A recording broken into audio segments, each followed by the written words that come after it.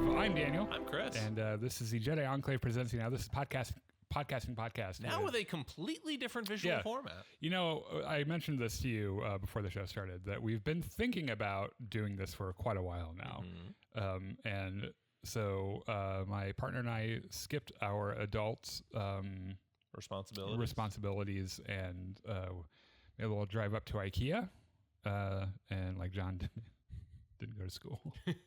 I'm just now realizing I probably shouldn't be saying this out loud. That's fine. Hopefully no one from his school watches this. Also, they wouldn't give a fuck. Yeah, the kids got by just fine. Yeah, presumably. So we got this new table from IKEA. John, who is the designer of our set, my partner John. Which, by the way, if you're watching this on the live stream, it won't look as good as the podcast version. So you should come by and check out the podcast when it releases in a couple of days, because the camera quality is better, the audio quality is better, and it's just kind of a treat. So keep an eye on that. An eye out on that, because it's just a better way to consume everything. This week, we don't have a bunch of time to really do anything other than talk about all the shit we had to watch this week. And by shit, I mean like all the stuff I really wanted to watch. I was expecting one Spider-Man episode. No, there were like 3. Yeah, so imagine my fucking surprise when I go to watch, Friday when I get home from work. And what the fuck? There's three of them. Yeah. What the hell? Which is fine because they're like, I don't know, 20-minute episodes. Yeah. But then Invincible, they're all like 40-minute, like 45, full length. Yeah, and it's like, oh my god, I'm gonna have to watch 3 hours of Invincible, which is fine because it's really which is good. not a bad thing. Yeah. It's just a lot. Yeah. So Severance, Season 2, Episode 4, we're talking about today. Invincible, Season 3, Episodes 1 through 3, as we just mentioned, and Your Friendly Neighborhood Spider-Man, Episodes 3 through 5. And you might be thinking, wow, for a channel called Jedi Enclave, who does a lot of Star Wars stuff, you guys aren't doing a lot of Star Wars stuff today. And that's because there's no Star Wars happening. That's true, and I'm very sorry, but nothing's happening. And I was going to do a Star Wars story time, but we just don't have the time for it. Also, we contain multitudes. We like lots of different stuff. We like a lot of things. Yeah, I meant to say that earlier. Like we're a Star Wars channel, but we also like other stuff. So that's what we're talking about today. If you could, please follow us on Facebook Live, YouTube, Twitch, and Discord. After this, we will be doing another swing at my great Battlefront 2 experiment, which is to say that I will be playing right there on one Xbox, and you will be playing right there on an entirely different Xbox, and then we'll have 2 other guys from Gremlin Squad, and this way we don't have to pass one controller back and forth. But more importantly, I don't have to undo your changing my controller scheme every other time, because I don't know what's wrong with your brain, but you do things wrong, and you invert the right stick, or is it the left stick? The right one. I don't understand how anyone's brains, you should get checked for cancer or something, because I don't understand. Okay, number one. Don't try to justify this. No apologizing. In fucking Starfighters, you have the exact same setup. When you pull back on the stick, you go up. When you pull down, yeah, but it's different when you're, because it's like a flight stick. Yeah, that's what you do. You pull back and you go up, and then you dive by pressing forward. Number 2. If you had a little stick coming out of the top of your head and someone pulled back on it, would you look up or would you look down? I think I'd go to the hospital if I had a stick in my head. That's not okay. So we have 2 pieces of Star Wars news, and these are very quick. One of them is kind of a huge deal, at least for the 2 of us. The other one's a huge deal for me if I ever end up going to Galaxy's Edge. But John Williams, the famed composer. And no one freak out, he didn't die. But it is his birthday today. Oh. He is 93 years old and has been writing music since 1951. First credited as Johnny Williams. Yes. And I don't know how he's doing it. He has come out of retirement. He's still conducting concerts overseas even. It's not even like he's just like going to Japan and conducting concerts and shit. In fairness, conducting is a really good aerobic exercise. Yeah, he's probably in fairly good shape for a 93-year-old, I would assume. I would hope so. Plus, he's rich enough that he can probably get really good health care, so that's not hurting us. Oh, yeah, that dude. I think he made more money off of the Star Wars franchise than like Michael Jordan made in his entire career. So happy birthday, John Williams. We love you, man. Please make it to 94. Don't ever fucking die. Because in today's world, in today's politics, if John Williams dies, there will be no reason for me to live. So, by the way, Luke Skywalker is coming to Galaxy's Edge in Disneyland. Oh, that's fancy. It is kind of cool, and they let everyone know. They did a little promotional video where they had the actor, they've got the big Falcon in Galaxy's Edge. They had him walk toward it with his like all black, and R2 was next to him, and he puts his hand on R2's head, and it's like, that's actually pretty cool. Correct me if I'm wrong, but aren't there like Kylo Ren actors and stormtroopers walking around Galaxy's Edge? Yes, and Rey kind of hangs out. So they're all sequel trilogy characters because that location, Batu, whatever it is a sequel trilogy invention. That's the first like novels that they wrote happened in the sequel era and everything. So like all the characters there are all sequel characters, and Luke is the first like non-sequel, like young Luke. Yeah. Because I guess they could have like old Luke hanging around, but that would also be kind of weird. Yeah. I'm just saying it would be really fucking awkward if Luke ran into Kylo. Yeah. It'd be like when we play Battlefront 2. Yeah. And yeah. And Luke is like, I sense Darth Maul? Yeah. What the fuck? I sense you're trying way too hard with all of this. It seems like maybe you're posing a little bit. And imagine being the stormtroopers, by the way, walking through Galaxy's Edge, and they see Luke Skywalker, and they're like, shit, just pretend you didn't see him. Keep walking, keep walking, keep walking. Is that the guy that pulled a Star Destroyer out of orbit over at Jakku? Because that's the rumor. Oh, yeah. Is that he pulled an entire Star Destroyer out of orbit. So all during that battle, all the stormtroopers are like, holy fuck, is that Luke Skywalker? We're all going to fucking die. I mean, he also destroyed the Death Star and killed millions, but who's counting? Oh yeah, a whole string of wanted murder and destruction follows that man. Yep. And R2 for some reason. So yeah, there's our Star Wars news for today, and like I said, we have hit our quota. Yeah, after this, we'll be playing some Battlefront as well. So that'll be Star Warsy as well. So I'm so sorry when Andor season 2 comes out. We'll come back. We'll talk about it. It'll or when something big happens. I just remembered. In fact, before we move on, I want to get this right because I just remembered there was a big piece of news. There's a new, I think, vice president for Lucasfilm. Derek Hoffman has been named Lucasfilm's new vice president of development, which means that he will be overlooking the live action part, I think, of what they do. Okay. So, yeah. Good for them, I guess. Yeah, it's one of those inside baseball things that ordinarily wouldn't attract anyone's attention, but because some Star Wars fans are really stupid, this is going to be tea leaves that like they're about to. Well, you see, because he's a white man, Disney is about to publicly execute Kathleen Kennedy and put her head on a spike outside of Galaxy's Edge in Florida, not California. Yeah. And then this guy will be promoted from within to be the new, grand high poobah of Lucasfilm. Yeah, that makes sense. Yeah, that's totally how it's going to happen. It's logical. Totally makes sense. Any minute now. Yeah, Chris. I really love this table. It's a good table. I feel like we have so much space, and I don't feel like. Not that I don't mind being. You're one of my best friends. I love you like a brother. Mm-hmm. But I feel like every time we've ever done this live show, I'm just 2 inches from just being like right in your space, and I'm glad that isn't a thing anymore. We have done live shows where our knees were like touching. Yeah. It's a good thing you're you're secure in your sexuality, because that could make you gay.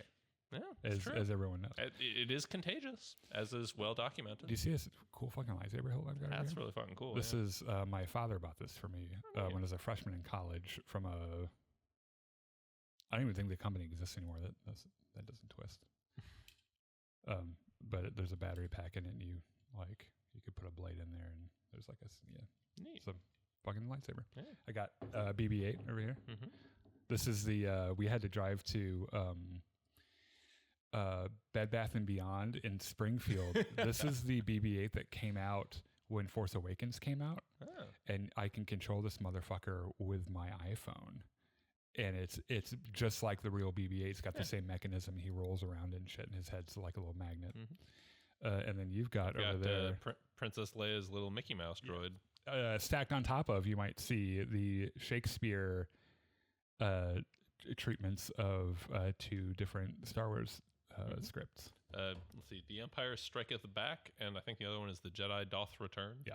So yeah, that's cool. Anyway, we should at some point do like a little tour of like all the other shit that doesn't make it on camera. There's a lot of cool shit up here. Yeah.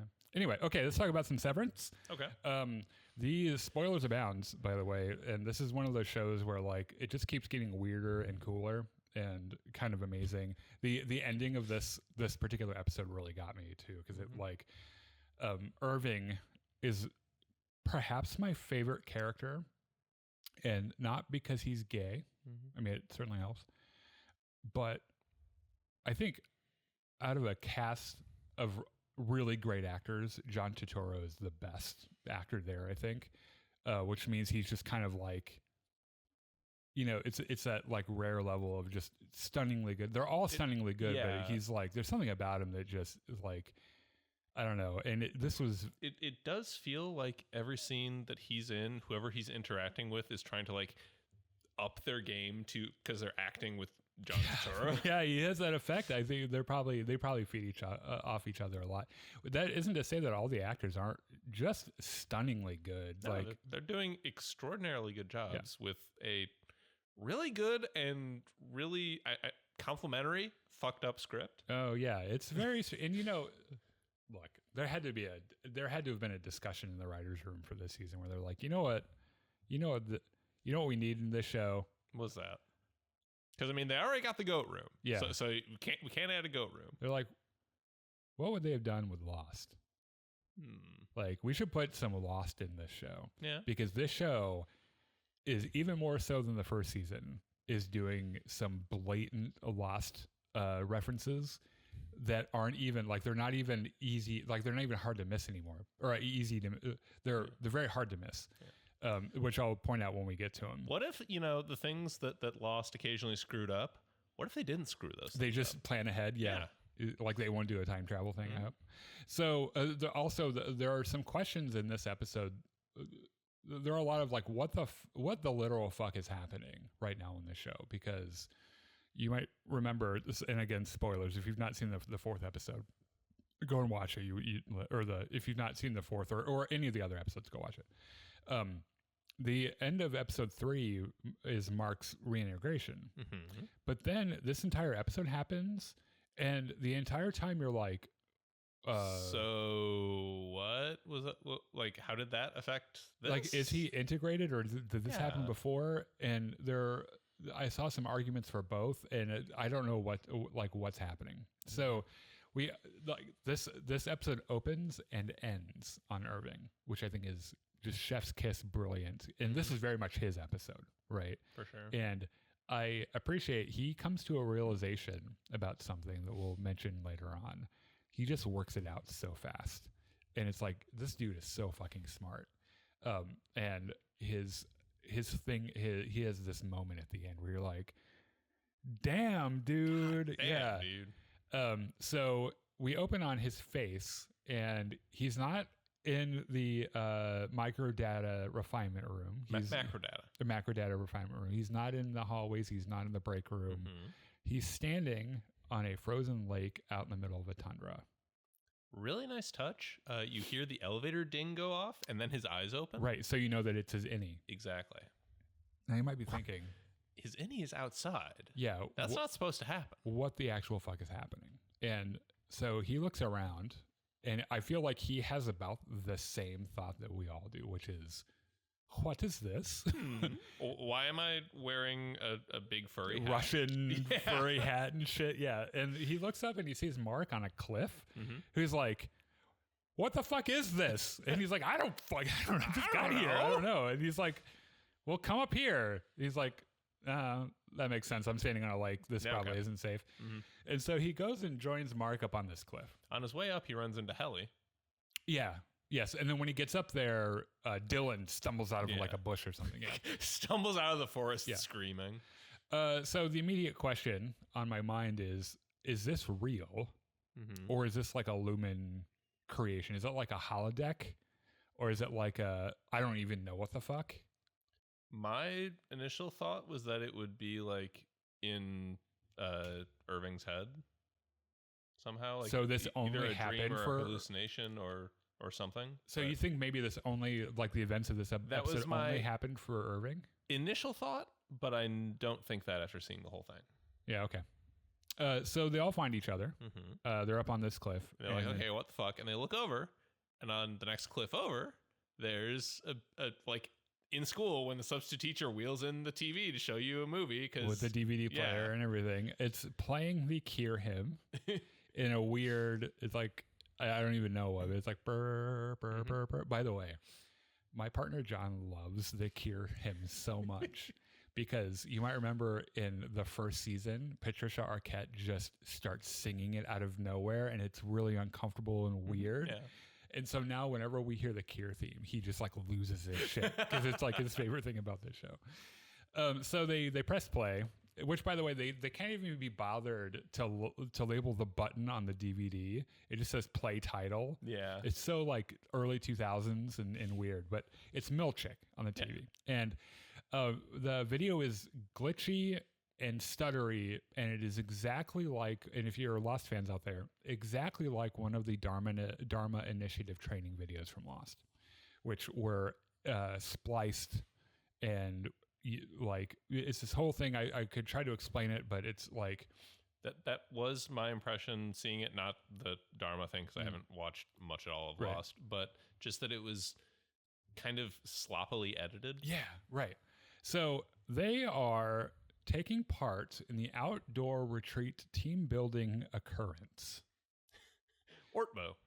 Which I don't know why which is a marvelously, perfectly Lumen description of what they're doing. They're like, what is the weirdest word we could end this this thing with?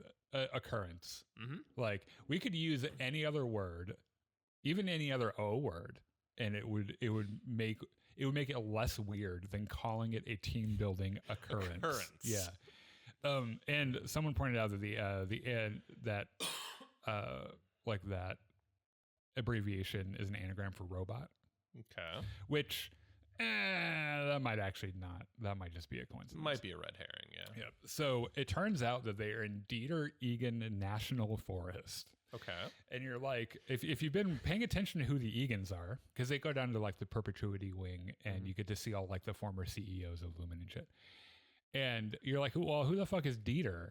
And that's exactly what the characters are like. Who the fuck is Dieter? Mm-hmm. Like, I don't even know who that is.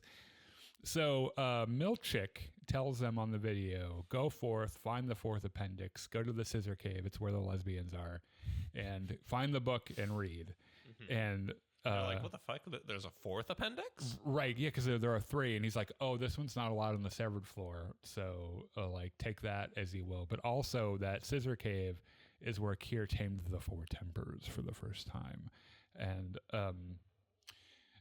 they're immediately, I like how everyone's like all four of them are like, it's cold. It's kind of cold out here already, and I'd very much like to go back to my cubicle. Why are we doing this? There's so much weird shit about the Kier Lumen religion cult thing. Like, I think they took inspiration for it from a lot of, like, they took some shit from Mormonism and maybe a little bit from Scientology, and like there's like Disney in it, and there's like Apple in it and shit. I just feel like there is a ton of material that the writers made, like background material that the writers wrote about Kier and this whole cult that we're probably never going to find out, but is just sort of... They know it. Yeah, they know it, and it influenced their writing, and there's things that are implied in the show that we're never going to have full context on. I wonder how high they were.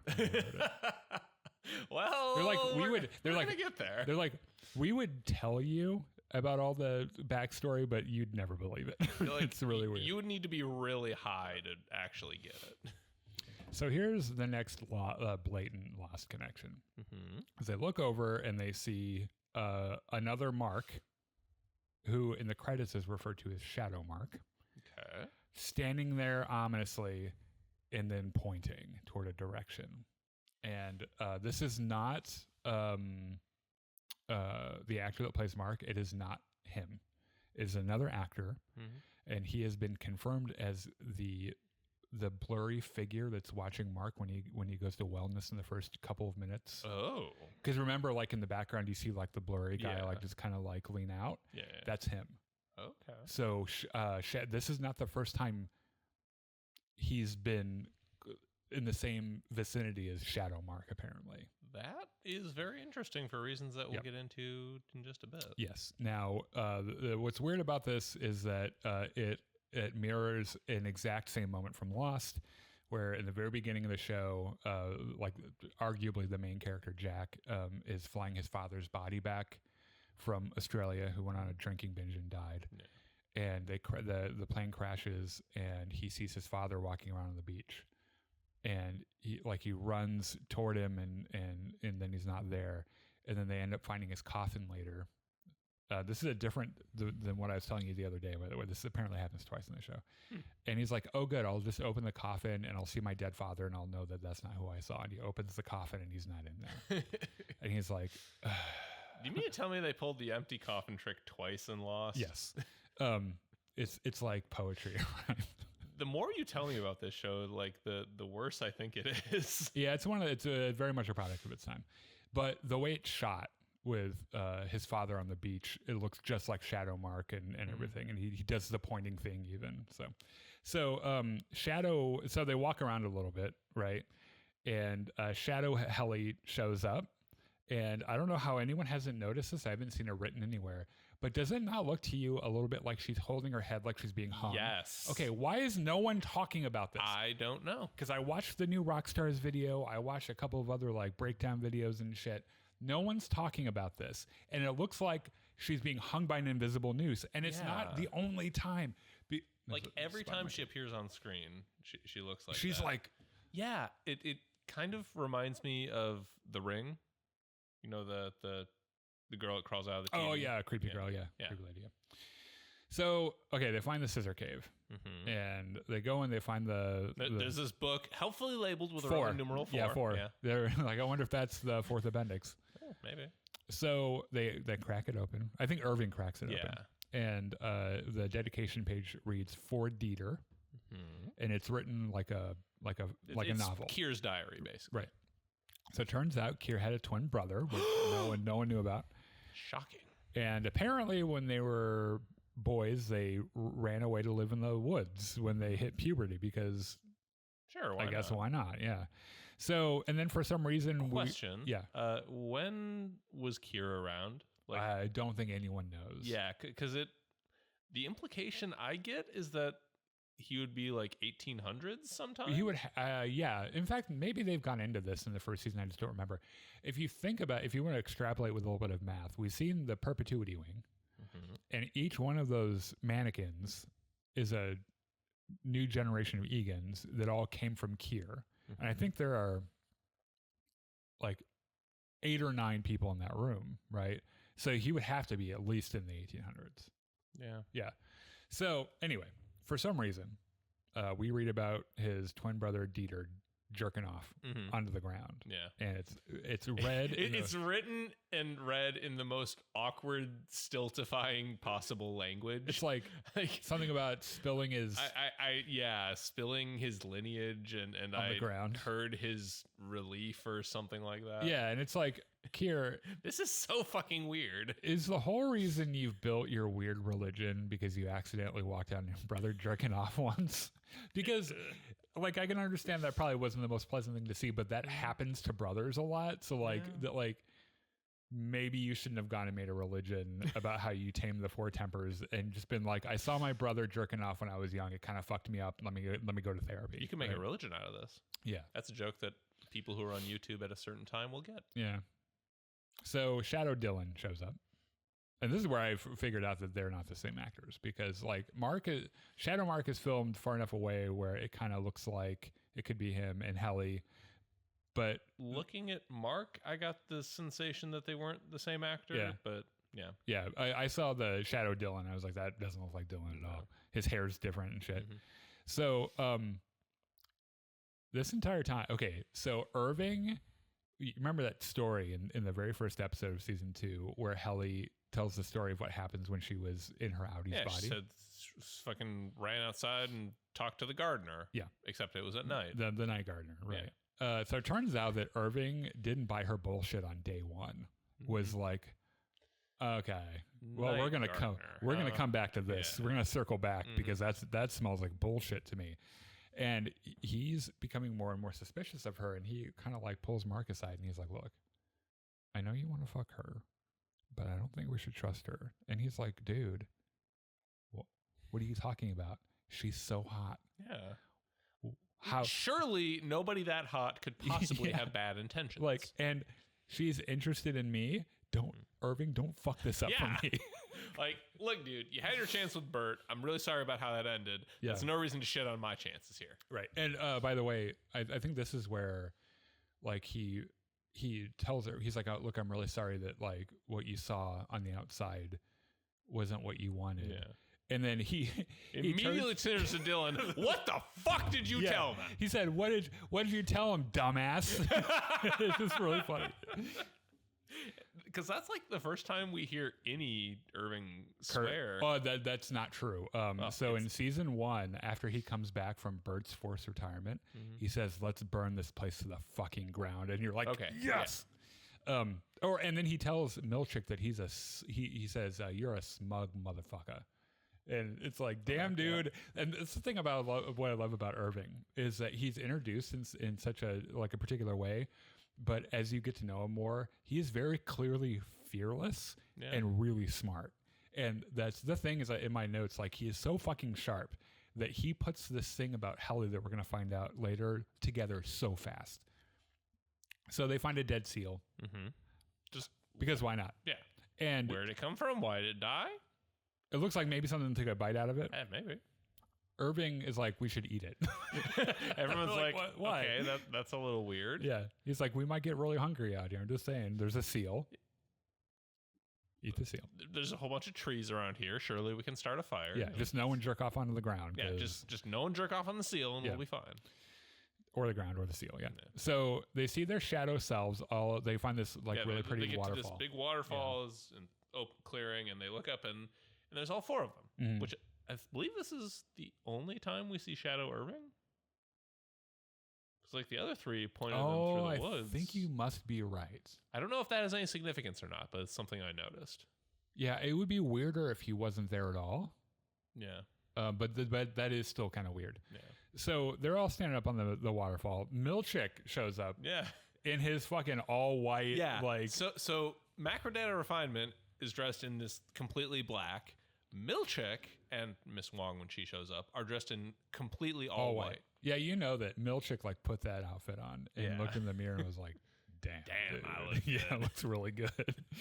So he like talks about, he's like, these are your Dieter twins. And they're like, what? Yes, the same way Kier had twins, you now have twins. Congratulations, I guess. And then he says, this is the tallest waterfall on the planet. Like, which is not true. What a weird thing to lie about. Yeah. I mean, I guess he's trying to impress them with the and to be huge fair, expense that Lumen has taken to on this retreat. Or whatever, whatever it is. Building occurrence. Yeah. So, like, in his defense, how would they know? Yeah. Because they've never been outside before. So it's like, no. This is, not only is this the tallest waterfall, it's the only one on the entire Earth. I mean, unless one of them pulled out their fucking smartphone and Googled biggest waterfall in the world. But they don't have their smartphones. During the 30 minutes they were in the fucking overtime contingency. Yeah, it's like they're scrolling through Wikipedia trying to learn. I need to know the tallest waterfall in the world. This might come up later. Fuck telling people what's happening on the 7th floor. I need to know this. What the fuck is Niagara Falls? Okay, can we not pretend like that's not something Dylan would have done? He's like, shit, I need to know more about waterfalls. So, okay. Milchick leads them back to a camp with tents that are micro data refinement blue. Macro data. I'm sorry. Which, by the way, it's like, that's a special shade of blue, I guess. Particular color. Miss Wong is like hanging out. She's like cooking. She's like got a spit over the fire. Grill with premium meats. Yeah. Milchick flexes a little bit about the quality toilet paper that's in the outhouse. He's like, that shit feels so good on your ass. 4-ply. You've never felt shit like that in your Audi probably has, but you haven't. Yeah. And later on, we will have a reading and recital. You're right. Which first I was like, okay, so he means like a camp song, but I think he means recital in a very strangely like specific way. Well, what happens? Wait, hold on, we'll get there, because what happens before that is that they have a Prometheus handing off the fire thing because none of these people have seen fire before. Mm-hmm. And so like he hands a torch to Mark and Mark's like, what the fuck is this? And this is one of those things where it's like, I don't think that he's integrated because he is looking like he's seen fire for the first time in his life. Yeah. And it's really, I'm just not sure what the whole Mark thing is because like, this is such a weird episode that feels like it almost exists outside of the timeline of the rest of the show. I know. I get that hint too. Yeah, I get that feeling too. I need to see next week's episode to know like how this fits in. So they have their does the recital happen before or after Heli goes to his Before, okay, yes. Okay. So they're hanging out in their tents, right? And Heli shows up because things got a little heated earlier, and she's made him a little snow seal, which, by the way, looks like a fucking seal. Like, good job on it. Yeah. And she was like, "In case you're hungry," and I was like, "Okay, that's actually pretty funny." But like Irving sees right through it, and he questions her again. He's like, what happened? What the fuck's up with that night gardener, Heli? Yeah, and she doesn't budge. And there's this actor that plays Heli is so good. There's this like blink and you miss it emotion that flits across her face where she narrows her eyes in like contempt. And then she goes, okay. And then just leaves. Mm-hmm. And it's like Irving's like, I'm onto something. Well, I think Heli's like, oh shit. Yeah. How the fuck did he figure this out? So, okay, it's time for, and this is a sentence that's real, time for Miss Wong's theremin recital. Yep. Because why the fuck not? Miss Wong. Why would she play something basic like guitar when she could play theremin? She's a theremin virtuoso. Yeah. And she's doing a good fucking job because theremins aren't exactly easy to play. She's a fucking 12-year-old assistant manager. Yes. Theremin virtuoso. Yeah, and she's back there just fucking. Yeah, she's just fucking playing it and shit. Playing the theremin. Which, by the way, if you don't know, like you know the sound of a theremin. Everyone does. Whether or not you know it, you know what it sounds like. The original Star Trek opening theme. Yep. Yes, that's correct. Yeah. Yeah, that part. They are notoriously difficult to figure out because of how it's all magnetic fields. You don't actually touch the thing. You just sort of wave your hands around. Like one hand controls volume, one hand controls pitch. Yeah, and it's if you've ever tried to play a trombone where like you just do the slide thing and there are notes somewhere along the line. Yeah, it's kind of like that. It's very bizarre. Except you're not touching anything. Yeah. So she's back there just fucking tearing it up on the theremin, and fucking Milchick pulls out the book, and it's like, I'm gonna tell you guys a fucking story, and he like tells them about Kier and his brother and shit, and then the story goes in this really weird body horror direction where Kier's twin brother turns into a tree, but it's really gross the way he describes it because he's talking like about his eye pops out and there's a bunch of pus that turns into sap. And like his scalp sloughs off or something. It's really gross, and everyone around the fire is like, oh, weird. Why the fuck? And then Kier walks away to the waterfall they saw earlier and finds this like not dwarf, but like little half half-sized woman who like he describes like she's out of a horror movie. Well, her name's Woe, which is one of the four tempers. And okay, by the way, when this body horror section starts, that's when like Miss Wong back there is like, oh, it's about to get real creepy with the theremin, and like it's real low on pitch, and it's like almost Hans Zimmer like, bro. And so the moral of the story generally is don't jerk off, you'll turn into a tree. And Helly just starts fucking laughing. Right, because it is on its face. Kind of absurd. Yeah, absurd. Because like he turns into a tree and he runs to the waterfall so he doesn't have to hear his screams anymore. And he meets this like nasty little half woman, and she says, "This is your doing. You suffered his wantonness. Now he's no one's brother, just chaos's whore." And that's where Helly's like, "What? What the fuck are you talking about?" He turned into a tree because he jerked off on the ground? Right, yeah. Let me tell you, Milchick is not amused by this at all. And he gets... Because you know how... You remember in season 1 when they did the dance experience?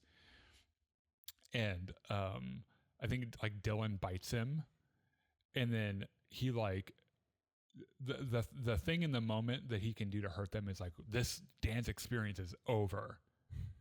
And it's like, you know, that like out of all the stuff that's happening right now, your need to control the situation, be like, I'm taking this away from you, is so bizarre. And he does the same thing here where he snaps the book closed. Well, first Mark, like Helly elbows Mark and Mark starts laughing. Right. Because Mark's at this point is so into Helly that he'll laugh at whatever joke she says. It's that kind of like, you know, attraction. And Dylan and Irving are like completely stone-faced. They're serious. They think, oh, this is part of our religious text. Right. And like Irving, I don't know what Irving's thinking because he's like, but I just jerked off like yesterday. Is the tree thing immediate, or is that going to happen in time? Yeah. Is it like localized, like you can't jerk off inside this forest? Or as long as you don't like splooge on the ground, like you can like, I don't know, put it in the trash or something. Yeah, like what's going on here? Anyway, they don't think it's so funny, but Milchick, like he's like, this reading is over. Yeah, slaps the book closed. Miss Wong, grab those marshmallows with that have Kier's face printed on them. Every single one of them, and throw them in the fire. Yes, and he does this dance experience is over thing. Yep. And marshmallows are for team members, and you're not being a team member when you laugh at my God. Yeah. And he storms off, and everyone's like, well, fucking... Guess there's no s'mores tonight. Yeah. Let's fucking go to bed. So, well, they're all hanging out around the fire, and Irving calls Helly out again. And he's like, bitch, I know you're lying. What is going on? And Helly points out how lonely Irving is because he can't see Bert anymore, and it really hurts Irving to hear it out loud. And so he grabs a torch and he's like, fuck you guys, and just walks into the forest, right? And so they all go to their tents. Of course, Mark goes to Helly's tent, and Helly's like, look, I was kind of hard on Irving, that was kind of mean. And Mark shrugs. He's so whipped right now. Yeah. He's like, he deserved it. And then they fuck. Yeah. And it's like, Mark, you're the protagonist of the story. Stop being a scumbag. That's your friend. Like, come on, man. Yeah. So, and it sort of cuts back and forth between Mark and Helly fucking and Irving just sort of marching through the woods. Yeah, just like wandering through the Really good cinematography here. Every shot in this show is just a treat. Like the opening shot with like the close up on Irving and pulling back and seeing him on the lake. Yeah, and you're just like, oh my God, that's so cool. This is completely a side note, but like 1 week after we did this show, you, me, and John were watching Helly's actress on some late night show. I think it might have been Colbert. Yeah. And she was, talking about how like she was relating this story about John Turturro where like she was shadow boxing to keep warm in the cold. Right. I'm pretty sure it happened during this episode, like while they were filming this episode. Yeah, because they filmed it on location. Yeah. Yeah, I think you're right, actually. Yeah, because he told her to punch him in the stomach or something, right? Yeah. She was like, "Are you sure?" And he's like, "Yeah, fucking do it. Punch me in the stomach." And so she did. I bet John Turturro is the funnest guy to be around. Probably. So they fuck, and during their pillow talk, Helly's like, "I didn't like who I was on the outside, so I fucking lied." Yeah. And Mark she doesn't go into specifics. Mark's first response is, "Well, who were you on the outside?" And Helly doesn't say anything. He's like, "You know what? I don't care who you were on the outside. I only care about your inner beauty, your innie beauty." Also, and let's not lie, you're pussy a little bit, just a little bit. And she's like, "Well, good." And I found myself not liking Mark very much in this episode, which sucks because I think that's on purpose. I don't think it's a weakness in the writing or anything. I think that we're supposed to see Mark as someone with some confused priorities. Very much so. And it's like when Dylan doesn't help them look for Miss Casey and goes to the family visitation room instead. And you're like, dude, come on, man. So anyway, so at one point, hold on a second. I want to catch my spot. Okay, go ahead. So Irving is walking through the woods. He's like calling out for Milchek. Oh, well, we have to talk about during this pillow talk scene. They start. I think. Oh yeah. So they're about to do round 2. Well, because he's about to go for reinsertion. Yeah. He rolls over on top and is like, "Girl, here it comes." He's right there, and then all of a sudden, for like a flicker. You get that audio sound effect from the season finale of from season 1, which is when every scene change had that audio stutter sound. Yeah, and like it's such a unique sound that I've never heard anything like that anywhere else in a show. So it's very immediately it was like brought me back to that feeling of being in the season finale in season 1, where it's like, oh god. And for just a split second, he sees Gemma, Miss Casey's face on Helly's body. Yeah. And he blinks. He's like, the fuck? Yeah. I like how he's like, we're still doing this. Yeah. They flicker a couple more times and Helly's like, dude, you okay? Yeah. He's like, yeah, I guess that pussy's so good it's making me see things. Yeah. You're making me see my Audi's dead wife, and honestly, she's hot too. So I have nothing to lose. Yeah. So Irving, honestly, that is the biggest hint we get that the integration happened at some level, or has started. Maybe it's a thing where it starts small. It could be a gradual thing, like a snowball thing. Has to snowball over time. Yeah. It could be something where you need to go back and do it multiple times. If I remember, so Petey, who is integrated in season 1, has flashes like that. Where he looks in the mirror and he's in his bathrobe, and then it stutters like that, and then he's in his suit in macro data refinement. Could also be. Yeah. So Irving is out in the woods and decides he's going to take a nap. Well, he trips and his torch goes out, douses, and he's like, you know what? This is a comfy looking rock. Let's go. He doesn't move. He's like, you know what? This is comfortable enough. And then he lays his head against the rock, and he's like, okay, I'm going to go to bed now. Which if I had had the day that Irving had, I'd have been like, I'm just gonna lay here until I die. I think. You know what? Freezing in the woods might actually be better than going back and having to deal with Helly's bullshit. I've heard that it's a very peaceful death, by the way, freezing to death.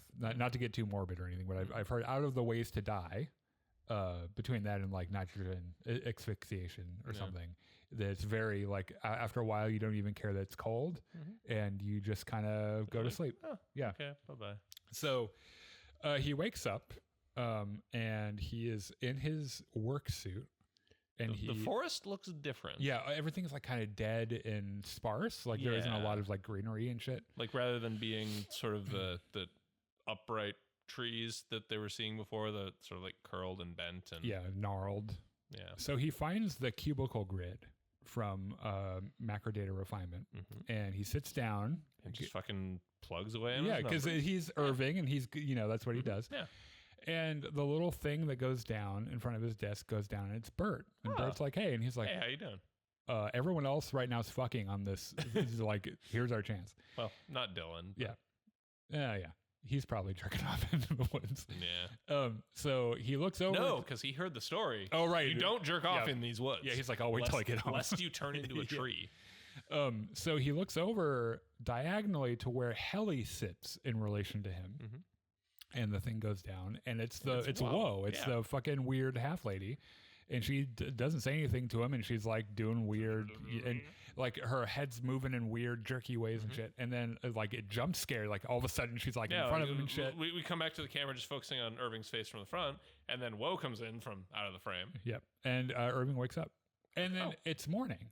Yeah. And but my first thought was, but surely he died, because you can't just fall asleep in a tundra like that. I mean, maybe his coat was really warm. I don't think it's real. I don't think any of it's real. Maybe. I think it's like a holodeck or something, or some kind of hallucinogen, or I don't know. Mm-hmm. But he wakes up and he starts walking, and then we switch to Helly's POV, who is back at the waterfall, and Irv is just comes out of frame behind her, and he says, "How does he?" He's like, "Hey, kid," and they start talking, and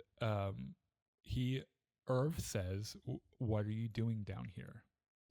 Which is a double meaning, what are you doing down here at the waterfall? Mm-hmm. And what are you doing down here on the severed floor?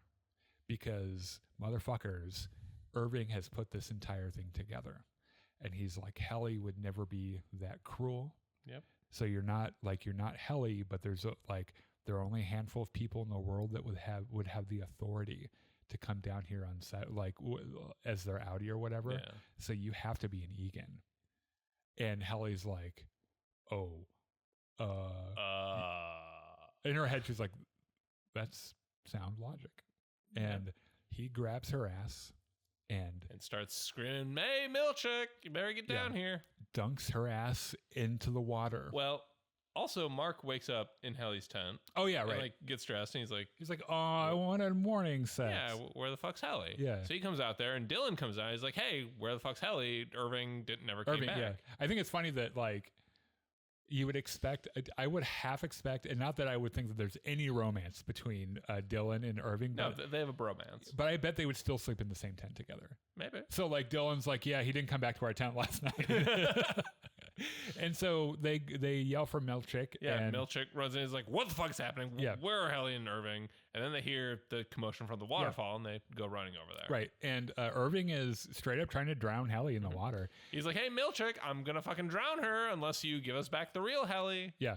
And Helly, who is starting to panic, like he's doing a good job drowning her. Do it. Yeah. She says, "Do it, Seth." And everyone's like, who the fuck's Seth? And he gets on his radio and he says, "Remove the Glasgow block."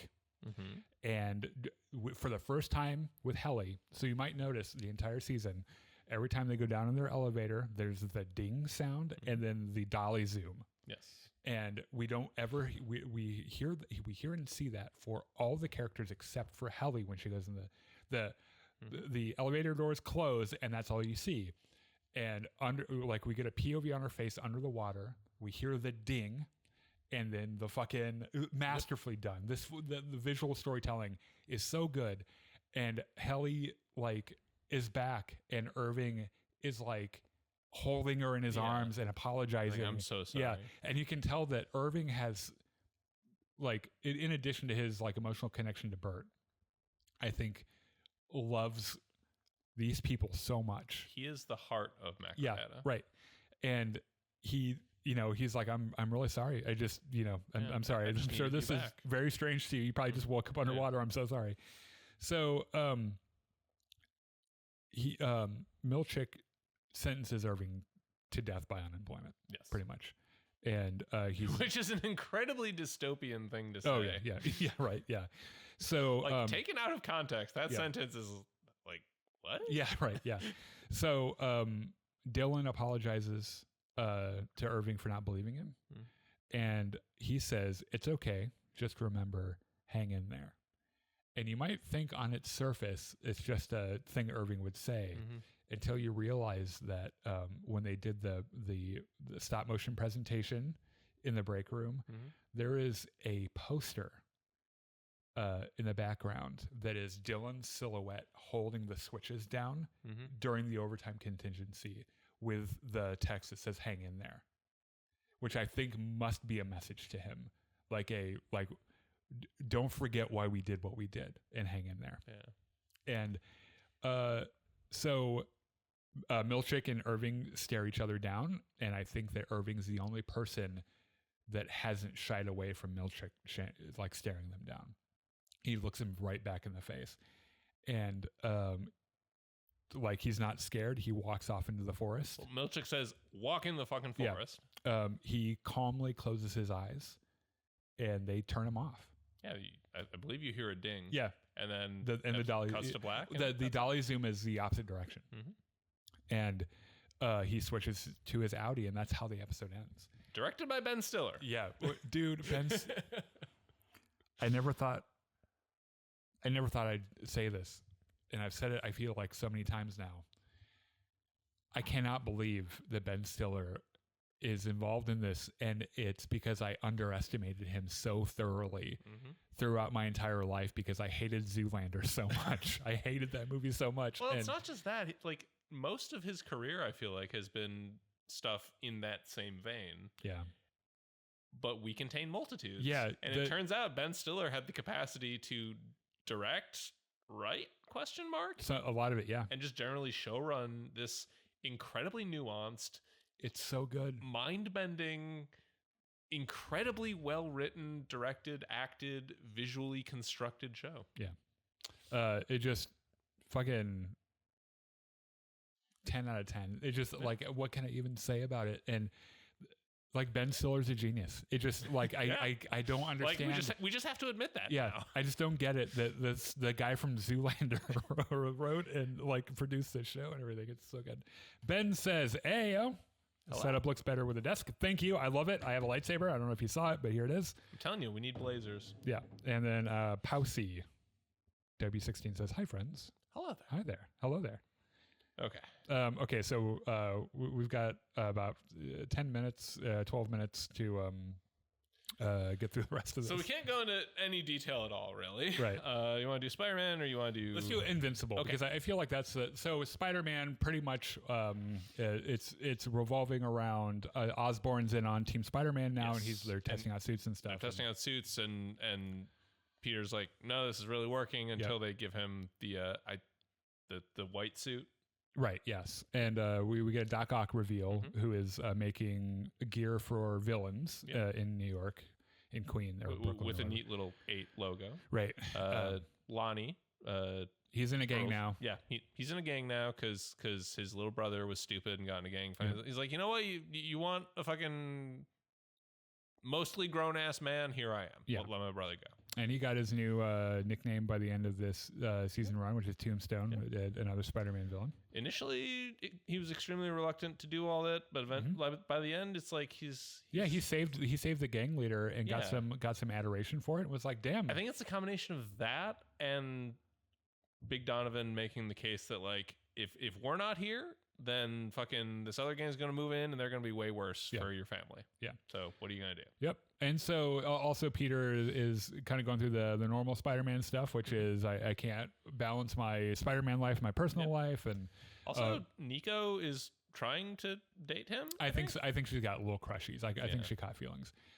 Which is entirely in keeping with her comic her comic continuity self, because that character is famously terrible at relatihinkships. Oh, really? I don't know much about. Yeah, I don't know much about her. That's fair, but like it's a combination of self-sabotage and overthinking, and sometimes extremely underthinking and impulsive behavior. Yeah.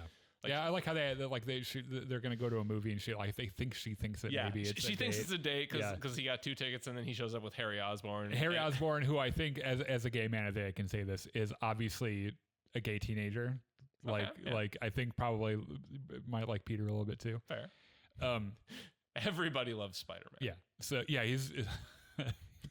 he's drowning either in dick or pussy, depending on what mood he's in. Or both. Yeah.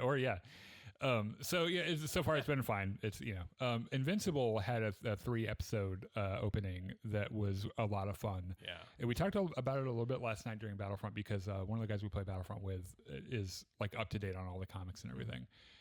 And I think it's interesting from a fan's like an Invincible fan's perspective. He seems to be really pleased with the show as well. I think I'm not going to read it until after the show's finished. Because I don't want to. From what I've heard, is going to be another 3 or 4 seasons, so you might be in for a wait. Right, but which is fine. I'll wait for it, and it's kind of like the Game of Thrones thing, where I'm not getting invested in that book series until that motherfucker finishes all of it, because I'm not gonna. But this is like a little bit different, where like I don't want certain things spoiled, because I've kind of invested in the show a little bit, but so Mark is... This isn't exactly a spoiler, but one of the things I really appreciate about Invincible, the show, is that like the violence is constructed and shown like a horror movie. Yeah. Like anytime super beings start fighting either regular people or sometimes other super beings, it gets pretty bloody. Yeah, there's just buckets of blood all over the place. Like limbs get torn off and you can see like bones and organs and things. Like it. Yeah, like Mark steps on somebody's spleen. Yeah. Or no, his little brother does. Yeah, his little brother fucking kills someone by going right through the middle of them. Yeah, it's all pretty gross. And so basically, like, they're trying to figure out what to do with Nolan's other son, Oliver, who is growing up really fast and has superpowers, despite the fact that he's like 2. And is very much his father's son. Yes. Where he's like, we could do all this, like, protect everyone thing, or I could just kill the person who's the problem. Yeah, I can just kill bad guys. That seems a little bit more direct. A little bit of romance between Mark and Eve, who at the end of the last season, she's like he meets a different version of her from a different universe. She's like, look, just fucking ask me out or shut me down. Go back to your universe and fuck me, please. And so Mark, being Mark, immediately goes to Eve and says, hey, you want to go out? She's like, yes. He's like, oh, that's such a relief. Yeah. The other version of you told me to, either shit or get off the pot, and I'm so happy. And she's like, wait a minute. Yeah, you're right. And like after she says yes, and he starts talking, and you're like, Mark, no, abort. Stop. You're doing and fine. She's like, what the fuck? Yeah. Fortunately, they get interrupted by Cecil saying, hey, all the other heroes are kidnapped by fucking Dr. Seismic. Yeah. So, go Earthquake handle that. Guy, And Eve's like, I thought you'd never ask. I needed to kill something right now. And then I think there's a plot brewing where Seth Rogen is going to break Nolan out of Viltrum jail. Yeah. So the very last sequence of episode 3, Mark spots this little drone spying on them, and he flies out and it blows up in his face. It's guy that travels. Yeah, the post-credit sequence is we see that's Angstrom Levy. Right, yeah. Another variant of him. That character was voiced by Ezra Miller in the first season of... Really? Yes, and then apparently... he's they're Ezra Miller, so they fired them. Yeah. And now it's Sterling... What's his name? Okay. Sterling, yeah. Also, something I didn't put 2 and 2 together on, the Maulers are voiced by Kratos from the new God of War games. I think it's the same guy. That actor died. Really? Yes. That actor died, yeah. Oh. One of the actors died. And then I think they got another guy maybe. So that still might be correct, but I'm not sure. I didn't realize that Cecil, which by the way, I like Cecil gets a little episode, a little thing on his own. This little flashback thing where we see how Cecil got to be Cecil. Yeah, he's like, you want to know how I got these scars? His voice actor is Walter Goggins, the guy that plays the ghoul from Fallout. Who's also in Righteous Gemstones and a bunch of other. Yeah, he's a really good character actor. But I like how they juxtaposed Mark's reaction to Cecil employing former bad guys to Cecil's reaction to his boss employing former bad guys. Mark is like, you need to throw those people in jail, and Cecil's like, I'm just going to shoot these guys in the head. Yeah, it's way easier. I also like that he becomes the boss of the superpowered prison block. Oh, when he goes to jail, you mean? He's in jail for that for 3 years. Yeah. He gets thrown in, everyone's like, oh, superpower's going to kill him. And he's just the boss of the prison block. Yeah, I think it's a cool character detail for him because he would be able to work it out, The biggest detail there is that his boss in the flashback tells him we can be the good guys or we can be the guys who save the world. We can't do both. Mm-hmm. And in the present, that is Cecil quotes that word for word. Yeah. Because they're kind of employing some shady types to help out and everything. All right, that is the end of our podcast today. So if you're hanging out with us, thank you so much. Thank you for the comments. We will be back here in just a few minutes to play some Star Wars Battlefront 2, and we hope that you can join us. It'll be a lot of fun. Look for the podcast release of this on our YouTube channel in a couple of days under our podcast tab. Mm-hmm. So thanks so much, and we'll see you guys later. Bye.